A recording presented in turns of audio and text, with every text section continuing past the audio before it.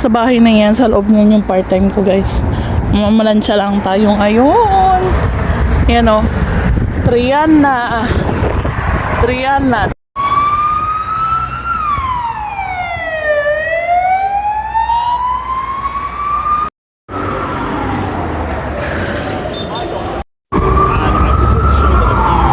Good morning sa aking followers, sa aking page. Yan. Isang umaga na naman ng ating pagkikibaka. May nag-book sa akin ng ng ironing. So ngayong umaga, sabi niya sa akin, nakahapon pa yun nag-message sa akin na, Rona, can you come to my house? I want you to iron my clothes.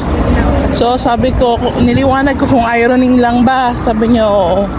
O sige, 5 hours yun. Tapos may second job ako na ironing din.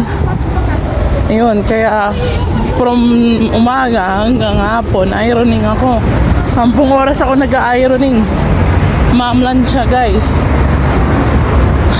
Medyo malamig ngayon, naka-jacket na ako. Guys, tignan nyo. Naka-jacket ako.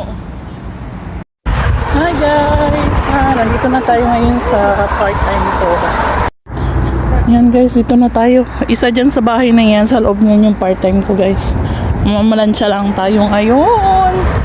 Yan o. Triana. Triana dito. Bibili pa sana ako ng tinapay doon sa labas. Sa Mega. Kaya lang sayang yung oras. Ayan. Sa ground floor yung part-time ko, guys. Mamamalansya lang tayo. Hopefully na plansya lang talaga. Kasi sabi niya plansya lang daw eh. Wag nang linis.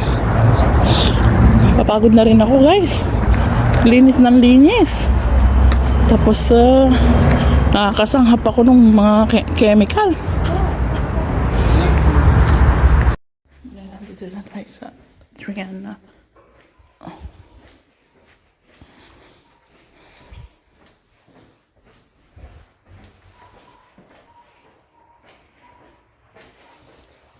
May pataas yan dyan. Pero dito lang tayo. Part time. 803.